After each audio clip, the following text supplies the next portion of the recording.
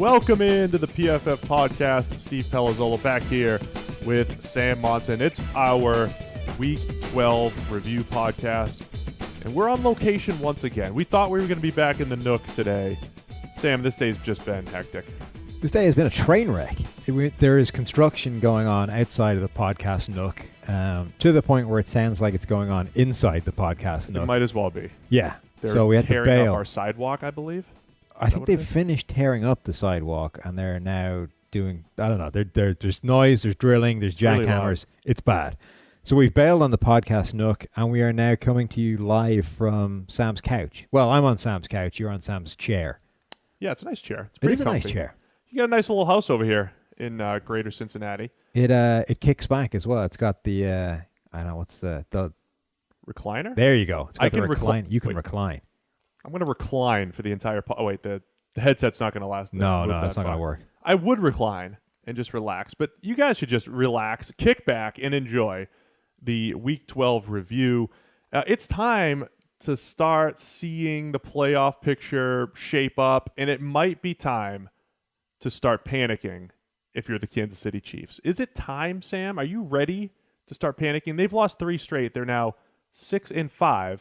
After they looked like maybe the best team in the NFL for the first 5 or 6 weeks of the year. I think they were definitely the best team in the NFL for the first 5 weeks of the year. They were the NFL's last undefeated team. This was a 5-0 Kansas City Chiefs team.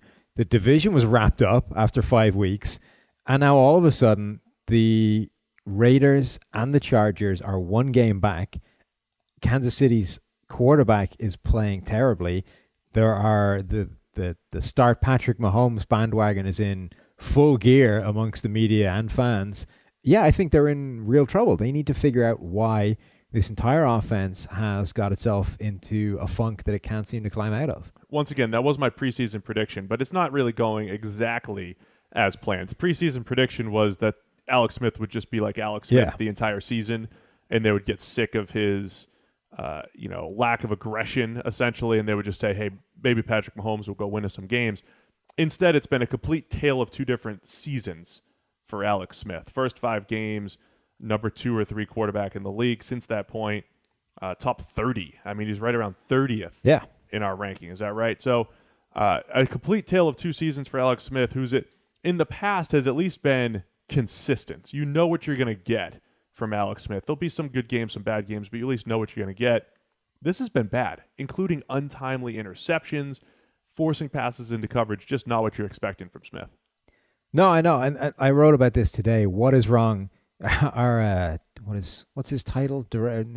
What's Beers' title? What do we call this guy? Content guru, consumer overlord, whatever. Marketing, whatever Jeff does. He sells to you guys. Jeff came to me with the idea. He said, what's wrong with this Kansas City offense? And I was like, I don't know, and I don't think they know either. But looking into it, I think at least statistically, Alex Smith is what's wrong with this offense at the moment. And through the first 5 weeks of the season, Alex Smith was really the driving force behind them being good. He was getting MVP talk for those first 5 weeks of the season. Now, that was always a little bit crazy, but it kind of tells you where he was. And what was really interesting is that he hadn't just been playing better, he'd been playing different to the Alex Smith we'd seen in years past.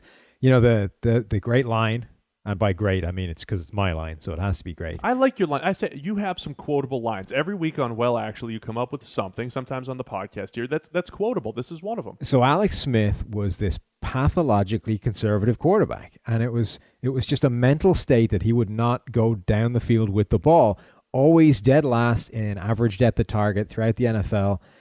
3 years running to start his Chiefs career, he had the lowest average depth of target in the league. Last year was the first year that he wasn't, and he was second lowest. But to start this year, he was throwing deep down the field. He was going deep down the field with the ball. His average depth of target came up, and neither of these were among the best in the league, the most aggressive quarterbacks. But for the first time, he wasn't at the bottom. And really what had happened is that this was the missing piece of the puzzle to Alex Smith's play. He was a good quarterback overall with one missing piece. And at the start of this year, he found the missing piece, and suddenly you had this complete Pro Bowl caliber quarterback, and that made that offense look fantastic. And what's happened since that point is that everything else has fallen to pieces. He still has one of the league's best passer ratings on the deep ball, and he's still going deep a reasonable amount, certainly more than he has in the past. But everything else has gone away. So it's like he's found the missing piece of the puzzle and has suddenly lost all of the other pieces that he had originally. But he still has the piece. he still has the missing piece. He still has that. He just ball. has none of the rest of the game anymore. Look, as much as you could point their success to Alex Smith, there are some other issues on this team. We've talked all year, I think, about that number 2 cornerback spot. It's been, again, it's easy to like just look at grades and say, okay, it's been bad, but it's more of this roller coaster ride. The Chiefs' defense went through this lull in the middle of the season where they went from a defense I always described as just making life so difficult on opposing quarterbacks because of how they play tight man coverage and they rush the passer. You're just not seeing that as much. They just don't have the same level of edge rusher or edge rushing production, I would say. Justin Houston's been good once again. You're not getting that complement on the other side, whether it is a D Ford. You're just not getting that. And you're not getting the defensive line play, other than Chris Jones. So there are some other issues on this team. Going back to Smith, though, my prediction was that they'd go to Patrick Mahomes. It doesn't seem like they're going to do that, but would you? Is there a point where you would ever go to Patrick Mahomes, or how do you get back to where they were earlier in the season, which was a legitimate Super Bowl contender? So we were talking about this before this morning, and I don't think that going to Mahomes is the solution because I just have no confidence in his ability to get things done long term yet. I mean, if you look at his preseason, everything Patrick Mahomes does right now is outside of the overall structure of an offense. And sometimes those are spectacular positive things, but I just don't see a guy who can't play within the structure of an offense, or at least we haven't seen him be able to play within the structure of an offense. I can't picture a scenario where that is able to be successful for like 4 straight games, which is what you're probably going to need if you're going to go on this run to a Super Bowl. I can see it being successful in limited time and winning you games. I just don't know if it's going to happen for like 4 straight. So I don't think that going to Mahomes is the solution to the Chiefs' problems and it makes them win all these games. What I think could be the solution, but is never going to happen because it would be a media hurricane after you did this, is you almost use Mahomes as like a relief quarterback. You have Alex Smith. He takes you through 2/3, 3/4 of a game, and then you throw in Mahomes to make some magic happen when things are bogged down and things are getting stale and the offense just isn't clicking. It just isn't getting anything done. You throw Mahomes out there, he does something spectacular, and hopefully you get out of dodge before he screws it up later on by just not being able to make enough plays or making the bad one. It's an outside-the-box thought, and I don't hate it. And a lot of people like, if you have 2 quarterbacks, you don't have one, and all these cliches, and the team needs to know their leader and who to look to and all that stuff. But my thought on all that stuff is if you have a quarterback that either can't handle a second guy coming in competition, or you have a team that can't handle a little outside the box thinking, then you probably don't have a team that's ready to win a championship. Maybe that is. I'm not saying it would work necessarily. I'm just saying that the thought process behind it of the media storm of, oh, you can't do something like that, that's too crazy, I would ignore that. And it has kind of been done in the past. I mean, the Cardinals, going back a few years, essentially had a red zone quarterback with Kurt Warner for a while when they were desperately trying to get something out of Matt Leinart. Wishing that Matt Leinart would be good. We're certain this guy can still be the viable quarterback, but just to be sure, we're going to put Kurt Warner in the red zone because he's less likely to screw it up and might actually score some points. So, and it wasn't that big a deal. As much as I think this would create a media hurricane, that didn't create that big a storm. People just kind of accepted it, and then eventually they realized that, you know what, Warner's better all over the field, not just the red zone. We'll just go with him. But I think you could possibly get away with it. You could at least attempt it if it was working. And that's the thing. But you would get the same deal where eventually you'd be like, why are we playing Smith for the first 3 quarters? Maybe Mahomes is just better. No, it would be risky for sure. Again, not putting everything on Alex Smith, just to wrap it up. Kareem Hunt, a guy who was, I think, was the real MVP of the Kansas City Chiefs those first few weeks, not Alex. As well as Alex Smith was playing, that team was going the same way Kareem Hunt was going. As a runner and as a receiver, they were using him in creative ways. He was breaking a ridiculous number of tackles. We were bragging about his elusive rating, yards after contact. The offensive line hasn't given him nearly as much space in recent weeks, and he hasn't been creating as much. Well, here's the thing. Since week 6 onwards, he still leads the league in broken tackles, is still averaging 2.8 yards per attempt after contact, which is a top 10 figure. I think it's ninth. So he's not doing as much as he was over those first 5 weeks, but he's still more than holding up his end of the bargain. He's just not. So here's another line for you. I'm on fire with these today, right? He's not hitting a rookie wall right now. He's hitting an actual wall of bodies. It's a real There's no wall. space. He's just running into a wall of linemen. They're not. The gaps aren't there anymore. It's the opposing team wall. Exactly. I get it. It's not a rookie wall. It's an actual wall of bodies that he's running into these days, and he's therefore not getting the yardage. All right, so we just unlocked a million issues with the Chiefs. We can't spend the whole podcast on them. A lot of problems. But they're still capable. You know, when the offense was rolling earlier this year, it was not only Alex Smith playing better outside of structure and down the field, but it was so good schematically, the screen game, the shovel stuff, getting Travis Kelce involved, getting Tyreek Hill involved. Those pieces are still there. They just have to get back on track to getting that creativity that made them so good early in the year. And here's the thing. Because Smith has kept the deep passing thing as actually playing, like that's still working, because he still has the missing piece of the puzzle, it seems to me more likely that he'll come back to being a good quarterback, because the other stuff we've seen him play well before. You know, he's usually been pretty good at the other stuff. So it seems more likely that he'll rediscover that and we'll get good Alex Smith again. And once, if he just gets back to his baseline with that stuff, right, he still has the missing piece of the puzzle, and he goes back to being a really good quarterback, not just being a guy that's not losing them games anymore. Look at that, a little sense of optimism, but we have to acknowledge that, yes, Smith has really struggled these last few weeks. I want to go to the NFC, where as we break down the podcast, it feels like every top stories in the NFC. There are so many good teams. There's a lot of really fun playoff scenarios. 3 teams in particular, though. We're going into week 13, and 3 teams are in win-out mode. They just have to be. If they were in the AFC, they'd be competing for a bye. But in the NFC, I think it's win-out mode for the Dallas Cowboys, the Green Bay Packers, and the Washington Redskins, all sitting here at 5-6. All teams that have dealt with pretty significant losses as far as players go. The Cowboys, of course, Ezekiel Elliott been suspended. Tyron Smith missing a couple games. Green Bay Packers, of course, missing Aaron Rodgers. And the Washington Redskins losing their entire offensive line and a big chunk of their defense. Yeah. So we're talking about talented teams that, had they stayed healthy, might be, not necessarily at the top of their division, but very much in the wild card race. But in this NFC, there's no way you can lose more than 6 games. Right? Yeah, I think 10-6 is the limit. I think you're going to need to be at 10-6, and even then, you're not going to be guaranteed a playoff spot. So with 5-6, these teams, if they want to make it, have to win out. Let's go through it real quick. Dallas Cowboys, they're coming off of just a demoralizing defeat against the Los Angeles Chargers. Chargers destroyed them on Thanksgiving. Actually, Cowboys and Redskins, they're going to be going head-to-head this Thursday night. Essentially an elimination game. It's a playoff game for both teams.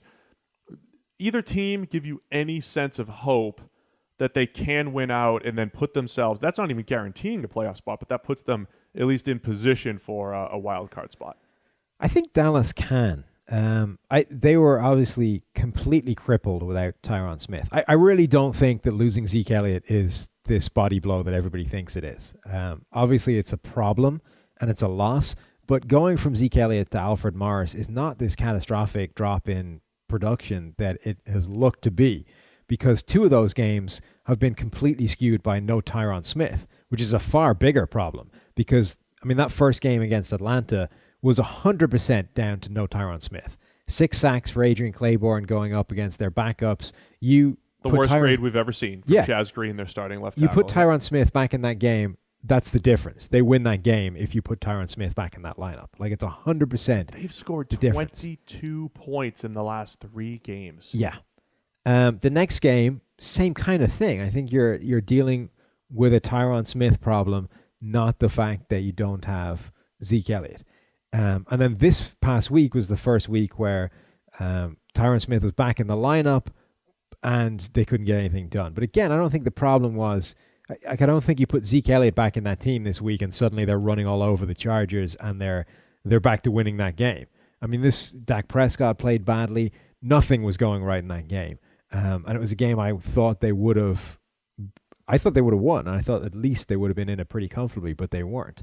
I mean, the week before, I think, was more a case of going up against the Eagles, who are just a buzzsaw. They are. But they kept it close for a little bit. Yeah, exactly. They had a lead at halftime, I think, until they got buzzsawed. Yes, and then the Eagles just ran away from them. But I think there's enough talent with this team. If you get good Dak Prescott, if you get the offensive line with Tyron Smith, really the only problem there is Lyle Collins, and even Collins is only a problem in certain games against certain opposition.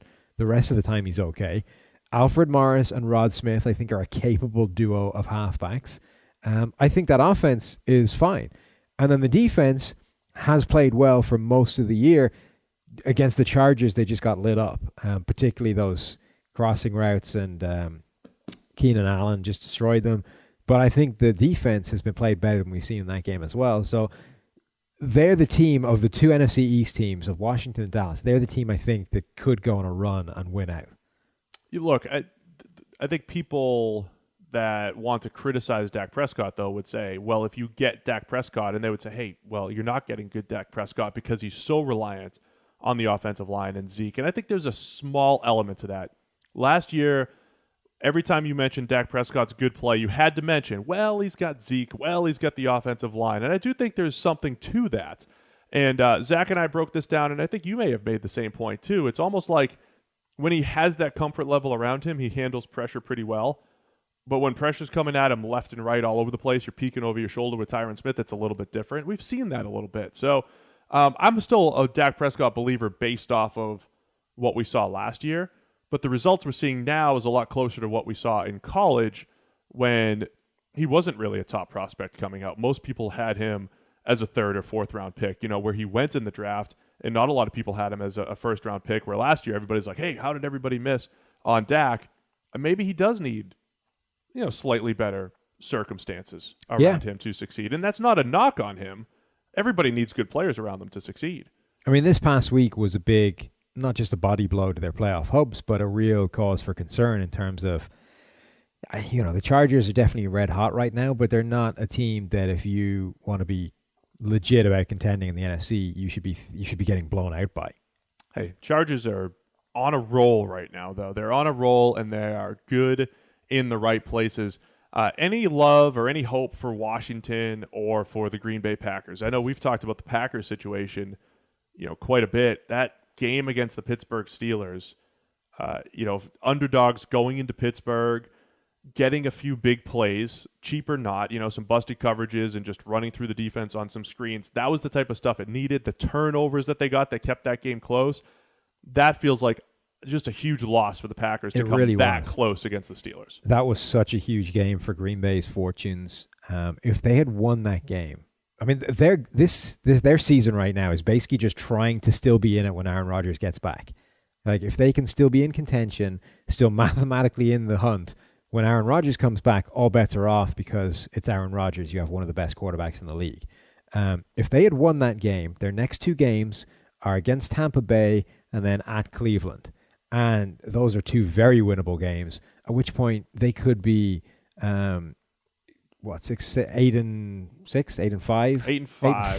with Rodgers back in the helm. With 3 Rodgers games. Suddenly you're not just like in the hunt, you're potentially one of the contenders. You're a team that even within the division that people need to be scared of. Without that, they're now back at this 5-6 point. They need to win out. Just to be in the playoffs, which means they can't afford any more drops. Rodgers or no, Brett Hundley can't lose a game anymore. Right. They need to win every single game, and there's no room for error anymore, no margin for error, which is one thing when Aaron Rodgers is your quarterback, but completely different scenario when Brett Hundley is your quarterback. I know the stats look good for Hundley last night against the Pittsburgh Steelers. 17 of 26, 245, 3 touchdowns, 134.3 passer rating. He really only made 3 legitimate throws, right? In my mind. I mean, there was a screen pass for a long touchdown. Double move gets behind the defense. He hits it, kind of slows the guy down, but he hits it. I thought the best pass he threw was just that short little 4th down conversion to keep the game alive. Puts it right on his receiver's hands in tight coverage. But there is no massive corner turn, I don't think, here for Brett Hundley. He was still staring at the rush, took 4 sacks on only 11 pressure dropbacks. Some of that's concerning, the way he handles pressure. Yeah, 19 of his pass attempts were shallower than 10 yards down, 10 yards downfield from the line of scrimmage. Didn't complete a single pass in the intermediate range, the 10 to 19 yards. Where quarterbacks need to it was dominate. 0-3 in that area. Didn't even attempt one over the middle in that intermediate area. So those are big kind of red flags for quarterbacks, especially not necessarily in this game because, it came down to basically one play at the end. But going forward, you can't – this is not – if you just look at his kind of passing map, what he did and where he did it, this is not a passing map that wins you games consistently. Just want to touch on Washington really quickly. Kirk Cousins has made me more of a believer this year, I think, than his previous couple years, just because of all of the mess that's happening around him. He's had some ugly plays in there, and there's, some hasn't been perfect. But last year and the years prior, I would say you've got this great supporting cast. You've got a good offensive line. He gets a ton of yards after the catch. He's still not a 100 passer rating guy in my mind, right? He's still not this guy that is exactly what his stats would show, but he makes a lot of big throws when they need him, and I've just been impressed with his play so far this year. Why does he seem to have game management meltdowns every now and again? Oh, he absolutely does. I mean, people said, was it the other day was the worst? Yeah, other than seen. The last time he did it. The last one that he did, I mean, honestly, I could spend half the podcast explaining that because he had Give a us brain the Cliff cramp. Notes version. He essentially, just for anyone that doesn't remember. He essentially needed to get up to the line of scrimmage to spike the ball, and somebody called the other team called timeout, and he was about to kneel it. It's essentially like you're going to play Madden, and spike and kneel are on the same. They're on the same play call sheet, right? Yeah. And he clicked kneel instead of spike. Yeah. And then there was a timeout, and he came out of the timeout, and you're not supposed to spike it. You're not supposed to kneel. You can actually run a play, and then he kind of kneeled it, and then he wanted to spike it. I gotta go watch it again to just refresh. It was really bad. It was 2 years ago. Yes, and then for anyone that wasn't watching in Thanksgiving, for anyone that was actually eating their Thanksgiving dinner, what did you do this week? I was eating and watching. You were eating and watching at the same time. That's unfortunate because I was hoping you remembered because I couldn't remember what he'd done. I just remember seeing it because it feels like it was so long ago now. I just remember seeing it being like, this isn't the worst that he's ever had. Yeah. But look, I like the way Cousins has been overall, even though the stats probably don't match up with the grades once again. This team just feels like it's too beat up at this point to make anything of the rest of the season. But we're looking at an elimination game, Cowboys-Redskins. Yeah. Thursday night. You like the Cowboys in that? Yeah, I think so. We're not going to pick it in the picks podcast. So I still have faith in the Cowboys despite only 22 points over the last 3 weeks. But it's win now mode for the Cowboys, Packers, and Redskins, and the playoffs are really heating up. All right, Sam, let's discuss some fights again quickly. Some fights. This is like the time of the podcast. We always try to hit it right around this mark where we just talk about some fun stuff. And this happens to be fights, 2 out of 3 weeks now? Yeah. 3 out of 4. Chain stealing. Hakeem Talib has now ripped 2 chains. Stats. These are stats you can't get anywhere else except them. The broadcast, yeah.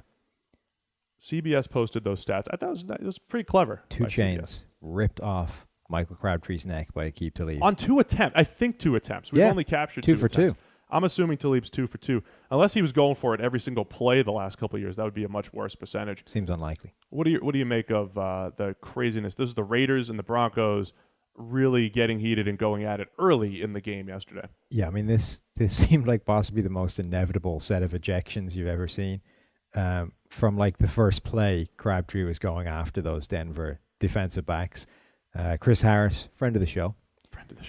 Chris Harris claims he was sucker punched. I don't think that's quite what happened. I think he was cheap shotted, but Crabtree basically threw 2 jab hands at him to block him on a run play that was already done anyway. So it was kind of late. It was off the ball. It was pointless, but it was kind of like the Jalen Ramsey thing where he took a shot at AJ Green to start that rumble. That was more of your kind of standard, I'm going to be chippy in this game and you're just going to have to be physical. So it was kind of over the line, but I don't think it was a sucker punch. I think he just hit him, in the middle of just below the sternum and winded him. But I think it was a relatively fair attempt to block. But Harris thinks he sucker punched, presumably relays that to the rest of the Broncos who think he was sucker punched. Then Talib and Crabtree start going after it. Crabtree basically blocks Talib right off the field, into the bench, onto the floor, and that sparks that rumble. Then Crabtree's there, helmet off, kept the mouthpiece in though. Smart. He understands there's going to be fisticuffs thrown. He wants to have that gum protection in place. That's really smart. Even without the helmet. Yeah, Very you don't smart. want to be the guy throwing blows at the dude with the helmet either. I mean, that's and he didn't. Right. Again, I was saying that after the game, do you guys have white collar boxing over here where, random office workers decide that they're going to throw down in a boxing? What they do? Yeah. You train for a few weeks and then you settle your scores in the ring with good old Queensbury rules boxing. Actually just use Judge Judy. Yeah, I don't think that's as good. But anyway, I was thinking that these two should settle it, in a white collar boxing match. A few weeks of training after the season, those Talib versus Crabtree. So far, I think like that. You could send some emails out. So far, I think Crabtree has demonstrated himself to be the superior martial artist, if you like, right? 1, the smarts to keep the mouthpiece in when the helmet's off. Very clever. Right. 2, wasn't throwing punches at a guy with a helmet on. Right. Talib threw the punches. Fair enough in terms of Crabtree's got his helmet off, so there's an unprotected target there. Definitely throw so that punch back. makes sense. Right. Threw punches. Crabtree didn't respond with punches. Crabtree grabbed face mask. Yeah. Smart. Yeah. That's a good way to do it. I just wouldn't mess with Talib. No, that's true. There are some things in his history that suggest that might not be wise. I just probably wouldn't mess with Talib.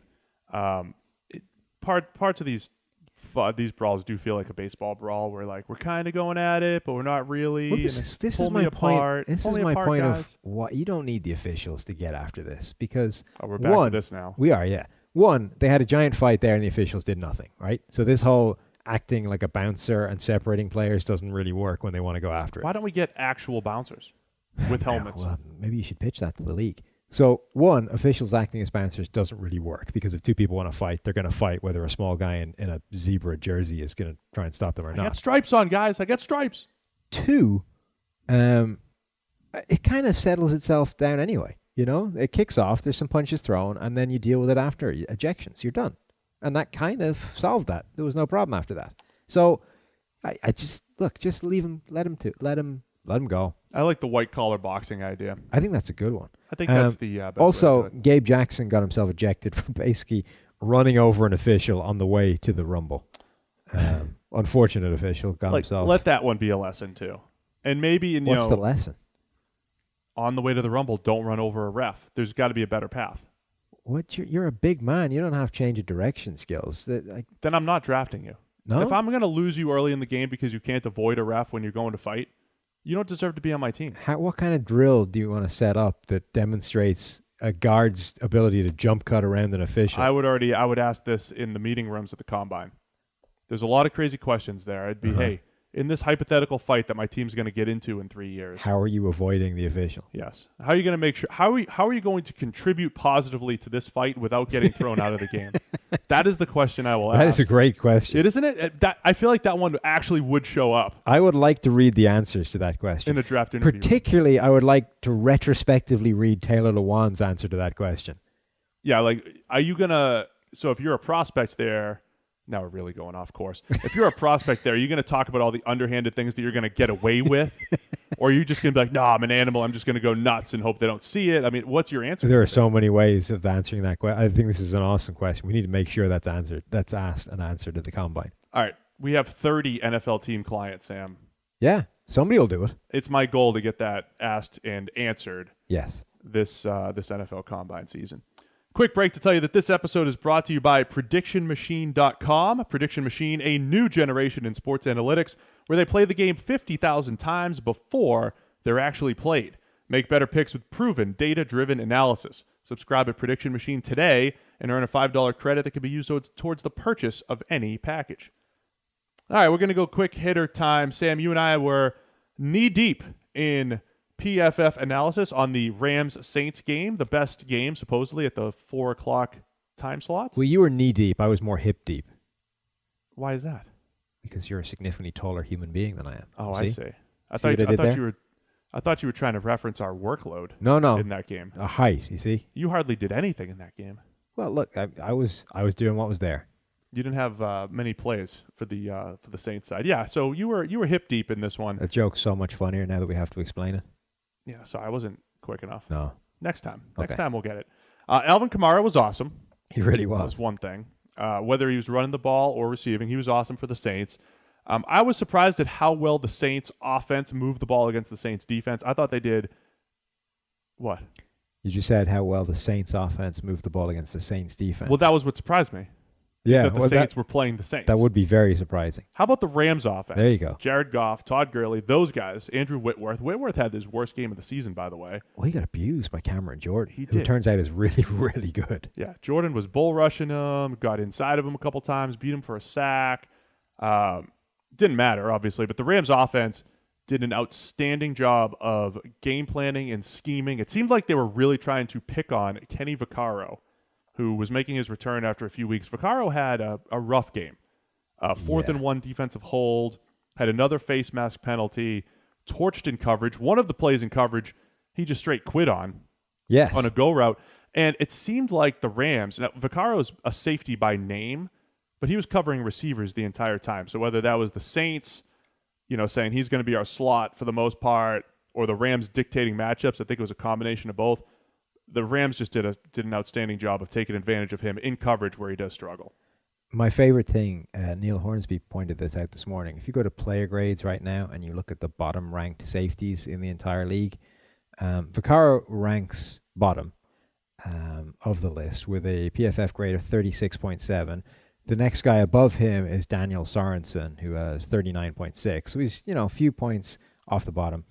But Sorensen is the number 90th ranked safety. So 90 is the second worst. Vaccaro, despite being one place ranked below him, there's a glitch on the site that he's ranked 116th. So that's how bad Kenny Vaccaro is. Despite being one place worse than Sorensen, he's 26 places worse. Oh, poor Kenny. I don't mean to pick on Kenny, but I really wanted to compliment the Rams and the way that they game planned, from run-pass option stuff in the red zone where Jared Goff threw his first touchdown, their play-action game. They hit 8 different receivers, get the ball into the hands of guys like Gerald Everett, their fast tight end in space. Josh Reynolds, a rookie wide receiver from Texas A&M, had an outstanding game. That was a fun offense to watch. Todd Gurley had his best rushing game in a few weeks, so really impressed with the Rams, and they ended the Saints, 8-game winning streak. Yeah, they do seem to have this sort of page of the playbook that's basically the Tavon Austin jet sweeps, because after several years in the NFL, they have finally come to the conclusion that, you know what, the only thing Tavon Austin can do is jet sweeps. So we're going to have a whole page of jet sweep plays. We can do a bunch of different things, but they all have to be off jet sweeps so that Tavon Austin can be in this offense. Because otherwise, he literally would not have a role on this team, and we're paying him quite a few millions of dollars for that. He did have an impressive play on a swing pass. And I want to talk about the swing pass. It was a 4-yard swing pass because Tony Romo said, nobody's going to talk about this tomorrow, and it's a nondescript play in the box score. It got Tavon Austin up to -1 yards receiving, this 4-yard gain. He ended with 3 catches for -1 yard, by the way. Perfect. But it did look like a simple play, but it was a pretty impressive play by Goff. He had an unblocked rusher in his face. He got rid of it quickly, put it in stride to Tavon, who juked Kenny Vaccaro in open space for the 4-yard gain. Vaccaro was right on top of it, too. So a simple 4-yard gain, and for you, Tony, we're talking about it. It probably should have been either a sack or a 3-yard loss, and Goff and Tavon made it into a 4-yard gain. How about that? Yeah. I'm just fascinated by the fact that after years, it turns out that the only thing Tavon Austin can do is a jet sweep. 5 carries, 17 yards, a couple of them in the backfield. The 1 jet sweep, 10 yards. 10 out of those 17 yards. Yeah. On the jet sweep. On the other side, Alvin Kamara did it all. We'll have a stat that shows exactly how much he did it all. I just want to voice a little bit of concern for Drew Brees and the way he played. They didn't really put the ball in his hands until really in the second half. He only threw 10 or 11 passes in the first half. But the second half, it did feel like one of those games he was just going to, throw the Saints right back into the game. And instead, it looked like he was trying to throw the game away. He had 2 terrible passes on a dropped interception. Another one that was maybe a little bit of a miscommunication. But I thought Brees was going to pull out some of the magic that he did the previous week against Washington, but that was not to be. It was amazing. He was just throwing the ball to Rams defenders. I mean, this is a perfect game for the idea that statistics can lie, because Brees should have had 3 interceptions in this game. I mean, all 3 of these dropped interceptions were not even tough. In a matter of 4 plays or 4 or 5 passes. They were passes thrown to the hands of defensive backs or defenders. They weren't plays that you say, I mean, maybe he could have picked this off, but we're not gonna say it should have been picked off. These should have been picked off. Now, 2 of them were definitely his fault, and one of them, like you say, there was some sort of route mess with Michael Thomas there. But he threw the ball to Rams defenders 3 times and really didn't look good. And they kept, I'm amazed how little they were putting the ball in the hands of Alvin Kamara, given how dominant he was and how intent Brees seemed to be to put the ball in the hands of Rams players rather than Saints players. Yeah, I'm with you there. A week ago, we were talking about Brees and that ability to, throw a team back into the game when necessary. It just wasn't to be this week. And I know Zach Robinson, our QB guru, has voiced a little bit of concern about Brees' arm. I don't know if this was arm issues, but the first interception really badly underthrown, and it shows up every now and again. It's something to keep an eye on. Brees still leads the league with 54% of his yards coming after the catch. So again, it's been just not your typical Drew Brees season, even though the passer rating was over 101 or whatever it was yesterday. He was not great. Quick statement about the Eagles. They dominated once again. They're the best, most well-rounded team in the league. Is there anyone even close? Eagles dominated the Bears, by the way. Yeah, I mean, on the other side or the other conference, I think you've always got to be concerned about the Patriots just because Tom Brady. The Steelers won again, though it was close. The offense at least finally looks like the offense we thought we'd see at the start of this season. Right. It's carrying the defense, which is good because the defense has started to give up huge plays. Looking like the defense we thought it would be, yeah. The NFC, I mean, the Saints just lost, so let's put a pin in them for the minute. The Vikings are the other big team in the NFC, I think, that you need to be concerned about. They're looking really good. I have no confidence in that quarterback situation. I think eventually you're going to see Case Keenum go back to being more like the Case Keenum we saw before this season. Even though I'll readily admit that at this point he's playing really well and they're doing a great job of kind of scheming to help him out, and his pocket presence has been fantastic. Just at some point, the wheels are going to come off. I loved that game he played against Detroit. It was really good. That corner route that he threw under pressure for a touchdown was beautiful. I mean, I'm with you. Like, Case Keenum doesn't have the track record that we should have faith in him. But I also think we're at the point of the season where you acknowledge, hey, he's playing pretty well, and he might have a bad game here and there, but I think he's proven that they can win with him. But they're just about as complete as the Eagles, except instead of Carson Wentz at quarterback, you have Case Keenum at quarterback, and a Case Keenum that has a track record of playing a lot worse than he's playing right now. So I just think that they may be the next best team, but you can't be as confident in them as you can be with the Eagles. Looking forward, the Eagles go to Seattle next week, Sunday Night Football. Eagles defensive line, they create the most pressure in the league going up against that Seattle offensive line in what really has become, I think Seattle's almost in must-win mode. Not technically, because they have 4 losses. Of course, they could afford to lose a game, but they're 1 game behind the Rams in the NFC West, and that NFC South between the Saints, the Panthers, and the Falcons now have the tiebreaker over the Seahawks. They're all competing hard for that division and a wild card spot. The Seahawks are almost in must-win mode. Yeah, and that matchup on paper is just an absolute disaster. The best defensive front in the game going against one of the worst offensive lines in the game, and that looks horrendous. I think this is also a big gut check 2 weeks for the Eagles. They have this West Coast swing where they take on the Seahawks and then the Rams within that division.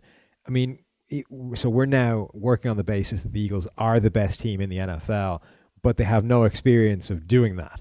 Right. This is where we get a 2-week stretch where you're going to be in some adverse situations going up against two very good teams. Two good teams on the road. If they come out of that having smoked both those teams, I mean, then you're talking about a scary team that is the prohibitive Super Bowl favorite. Absolutely. If they struggle, if they drop one or both of those games, then maybe the Eagles come back to the pack and suddenly they're just another team that can get hot. Then they're just the Saints. Then they're just the Saints. Goff versus Wentz 1 coming in a couple weeks. Last quick tidbit. Matt Ryan right now, hottest quarterback in the league. It's starting to show statistically again, but we've been saying this for a few weeks now. After the first 4 or 5 games, he was dead smack average, 75 PFF grade, missing throws that just historically he hits. Right now he's not missing those throws. I thought his game against Seattle last week, even though he was just under 200 yards, he was spectacular. The way he threw the ball well again yesterday against the Tampa Bay Bucks. And this Atlanta team now has the same exact record that they had last year at this time. Ooh. 7-4. They went to the Super Bowl last year. This Atlanta team is a little scarier, I think, than people want to give them credit for. Yeah, I think that's true. This was also a huge week for obscene, ridiculous catches by receivers. I'm going to give you 4 catches, of which you have to give me your favorite, and one of them is really only a throwaway one. I don't think that really is in the same category. 1, Julio Jones's Superman diving catch thing into the end zone, where he absolutely destroyed a defensive back, made him just fall over on the break, cut out, that was fun, caught the ball, turned back upfield, and then just launched himself from like 5 yards out and just got the ball over the pylon to score. Number 2, Robbie Anderson's contested catch in double coverage against the Panthers at the back of the end zone, caught the ball with hands all over him, never lost control of it as he went to the ground, touchdown, great grab. We'll talk more about Robbie in a couple minutes. There was a Jared Cook one-handed catch for the Raiders that looked pretty fancy. That's the one I don't think is quite in the category of these other ones. Then the last key play of the Pittsburgh Green Bay Sunday night game, Antonio Brown running full speed to the sideline with hardly any time left on the clock, plucks the ball out of the sky, stamps one foot down, drags the other foot all at the same time, and gets the Steelers into field goal range to win that game. I know which one you want. It's that one. It's the Antonio Brown one. The best way to sum this up, and we just had this healthy debate about how good this catch was, right? Between all of our senior analysts just debating just how good it was, how awesome that was from Antonio Brown. The best explanation is when you're watching it live, you're like, okay, that's incomplete. 2nd and 10. Yeah. Steelers are, still hoping to maybe get into field goal range, but their game's pretty much over. And then you slow it down and you see the fact that he needed to catch the ball immediately, cleanly, while his 2 feet were on the ground, while he was dragging them. And it almost looked like an overthrow. Like he takes overthrows and turns them into catches. I mean, it was a good throw, but if it was like a little out of reach. If you like freeze frame and stuff, the way his body is doesn't look that impressive, and you think to yourself, I could put myself in that position. You know what I mean? And be connected to all the parts that he's connected. It can't be that impressive. But when you turn on the TV copy of that and you play it live now, even now knowing that it was complete, it doesn't look like he caught it. It looks like he was clearly out of bounds, not even close. And it's only when you slow it down to super slow-mo that you see that he got the ball hit his hands, never moved, first foot was in, and that second foot drags just as he's doing that. Like, you need to put it into super slow-mo to even see what he did to achieve that catch. He does a lot of things and makes them look pretty easy. He does a lot of difficult things and makes them look easy. So I'll take that Antonio Brown catch. Good call. I like it. Let's move on quickly. Stats of the week. Most of them coming straight out of, are these all coming? Yeah, all coming straight out of PFF Elite. You guys can still go get that. Use the promo code PFF10 to get $10 off. You could also get Elite monthly, or you can go grab PFF Edge. It's all at profootballfocus.com. Sam, give me your first big stat of the week. So it's all Alvin Kamara, really. His numbers yesterday were almost across the board absolutely insane. He had 106 yards after the catch.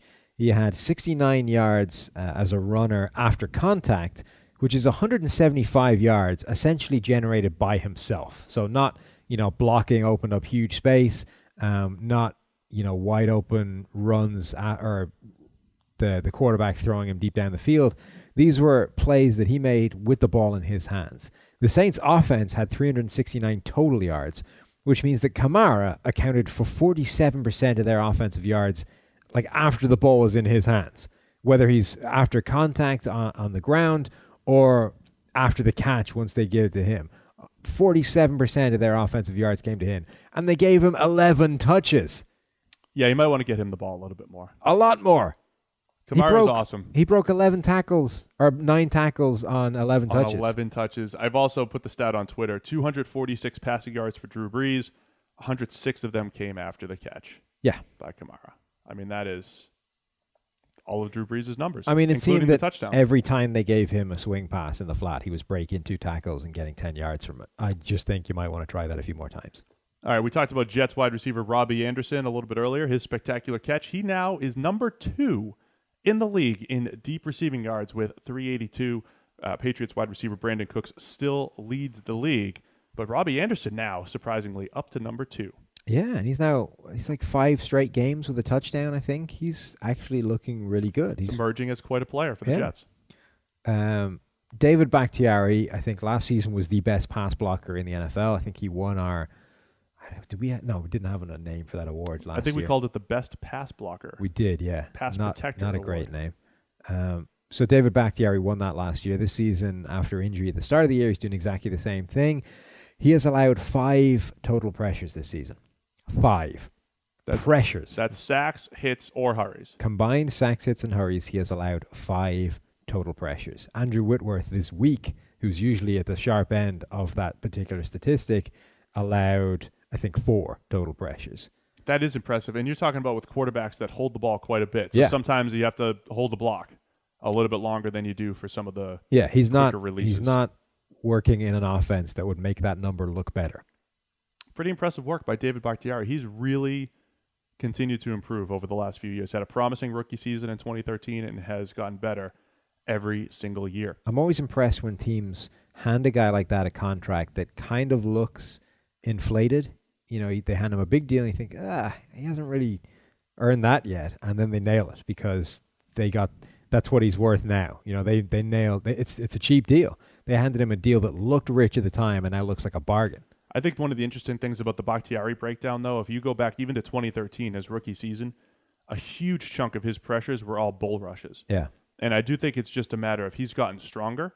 You just get a little bit more of what we call functional strength, Sam. He handled those bull rushes. He's improved his run blocking in turn. And now all of a sudden you have a guy that is the best pass protector in the NFL, if not one of them at least. All right, guys, that'll do it for today. That is our Week 12 review podcast. We'll be back again later in the week. Sam and I will be doing our mailbag. Hit us up at podcasts@profootballfocus.com with any of your questions, suggestions, or whatever you just want to talk about football-wise. We got a lot of good stuff every single week, so be sure to check out the mailbag. I'll be back here with Zach Robinson tomorrow, breaking down quarterbacks around the league in depth as only we can do. And then we've got the Week 13 preview later in the week. So if you guys are new, please hit that subscribe button and then go over to profootballfocus.com. Check out Edge, check out Elite, use the promo code PFF10, get your $10 off any product that you find over there. Hope everybody had a wonderful Thanksgiving, and we will talk again next time.